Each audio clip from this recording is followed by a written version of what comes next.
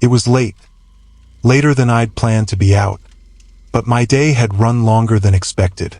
I had just finished a long shift at work, a thankless job in a cramped office that paid too little for the amount of stress it brought. Normally, I'd go straight home after work, but I needed to stop by the grocery store. My fridge was practically empty, and I couldn't keep living off takeout. So, against my better judgment, I decided to swing by the store on my way home, even though it was already nearing 10 p.m. I pulled into the parking lot of the 24-hour grocery store. It wasn't in a particularly bad part of town, but the neighborhood had seen better days. The lot was mostly empty, just a few scattered cars under dim streetlights. I found a spot relatively close to the entrance, parked, and got out of the car. The cold night air bit at my skin, and I shivered slightly as I grabbed my reusable shopping bags from the trunk. I glanced around out of habit. No one else seemed to be nearby. The store's automatic doors slid open with their usual hum as I approached. Inside, the store was brightly lit, the fluorescent lights overhead giving everything an unnatural, almost sterile glow. There were only a handful of other shoppers. A couple of teenagers giggling by the snack aisle, an elderly man slowly pushing a cart down the frozen food section, and a tired-looking woman with a screaming toddler in tow. It was the kind of late-night crowd you'd expect. I grabbed a cart and started moving through the aisles, mentally ticking off items from my list. Bread, milk, eggs, cereal, the usual essentials. I moved through the store at a steady pace, not really in a hurry but eager to get home and crash on the couch. My mind wandered as I picked out a few more items, zoning out in the mindless task of shopping. That was until I noticed it. A strange sensation, a prickle at the back of my neck. I tried to ignore it at first, telling myself I was just tired and being overly sensitive. But the feeling didn't go away. In fact, it got worse. You know that feeling when you just know someone is watching you? That's what I felt. Like eyes were on me, following me down each aisle. I glanced over my shoulder casually, hoping to ease the paranoia creeping into my mind. At first, I didn't see anything out of the ordinary, just the usual late-night shoppers, each focused on their own tasks. But as I turned the corner of the aisle, I noticed it. A man standing at the end of the row, staring directly at me. He wasn't close. He was a few aisles over, partially hidden behind a shelf of canned goods, but his eyes were unmistakably locked on me. He wasn't holding a shopping cart, nor did he seem to be picking anything off the shelves. He was just standing there, watching. I quickly looked away, pretending I hadn't noticed him, and tried to shake off the uneasy feeling gnawing at my insides. I pushed my cart a little faster, trying to focus on the task at hand. But every time I turned into a new aisle, there he was again.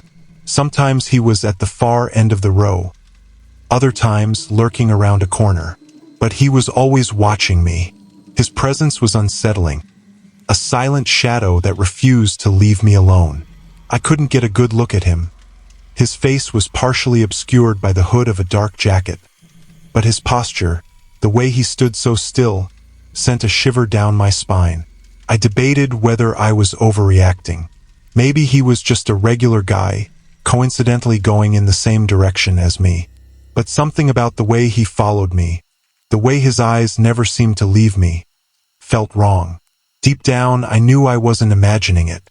I tried to calm myself down, reasoning that there were other people in the store. If anything happened, surely someone would notice. But as I made my way to the checkout, I realized that most of the other shoppers had already left. The elderly man and the woman with the toddler were nowhere to be seen. The teenagers were lingering near the candy aisle, still laughing about something, but they were too far away to notice anything strange. I hurried to the self-checkout, scanning my items as fast as I could.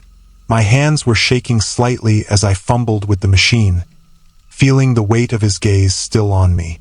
I didn't dare look back, but I knew he was there, standing somewhere behind me, watching. When I finally finished, I grabbed my bags and practically bolted for the exit. The automatic doors slid open with their usual soft hiss, and the cool night air hit my face like a slap.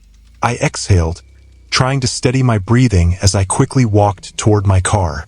The parking lot was nearly empty now, save for a few cars scattered across the lot under the weak glow of the streetlights.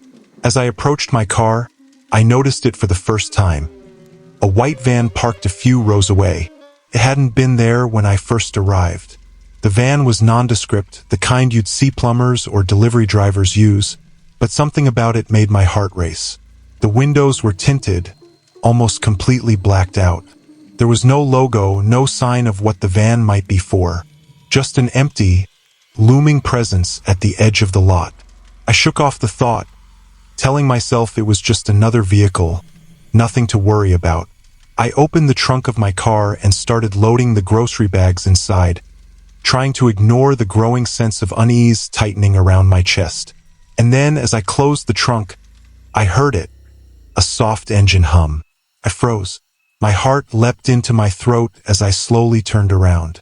The white van was now a few spaces closer. It had moved. I was certain of it. I stood there for a moment, rooted to the spot, my mind racing. It was too much of a coincidence. The man in the store, the way he had followed me, the van suddenly moving closer. It all added up to something that felt far too deliberate, far too sinister. For a split second, I considered going back into the store, but the idea of crossing the empty parking lot again made my skin crawl.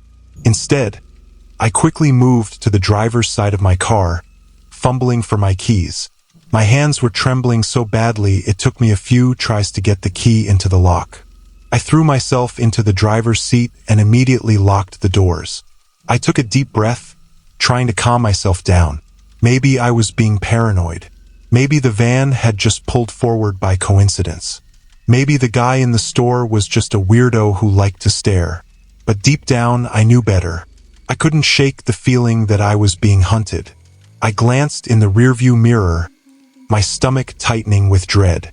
The van was now right behind me, parked at an angle that partially blocked my exit. I could see the outline of someone sitting in the driver's seat, but the tinted windows made it impossible to see their face. My heart hammered in my chest as the van's headlights flickered on briefly, illuminating the lot, before they went dark again. I didn't wait. I slammed the car into reverse, jerking backward out of my parking space with more force than I intended. My tires screeched against the asphalt as I sped out of the lot, my eyes darting to the rearview mirror every few seconds. The van didn't follow me at first. For a moment, I thought maybe I'd been wrong, that the whole thing had just been some bizarre coincidence.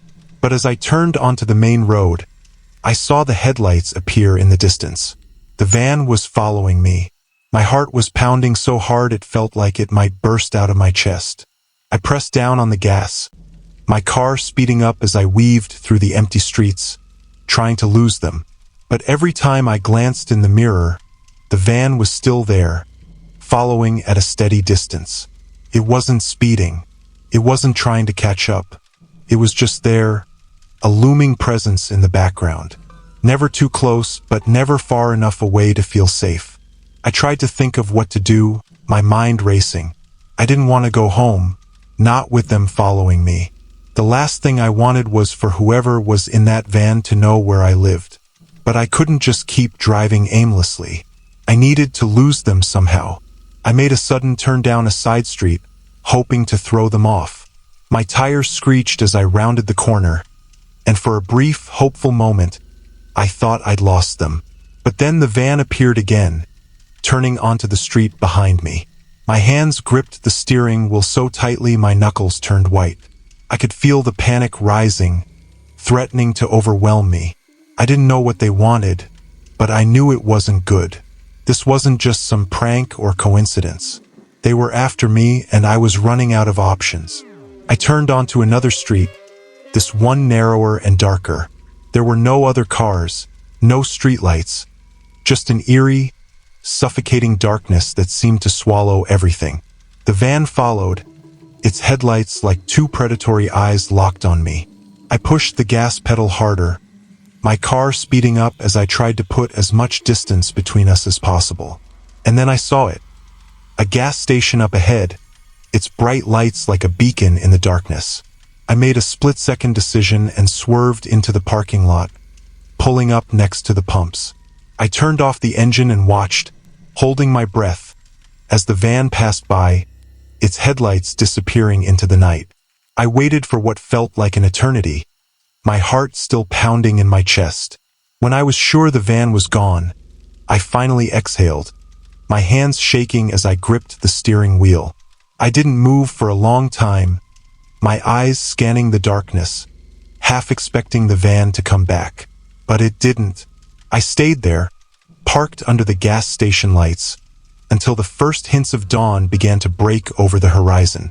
Only then did I finally start the car and head home, my body still trembling from the adrenaline. I never saw the van again, but the memory of that night, the man in the store, the van, the way they had followed me, has haunted me ever since. Even now, whenever I drive at night, I find myself checking the rearview mirror more often than I'd like to admit.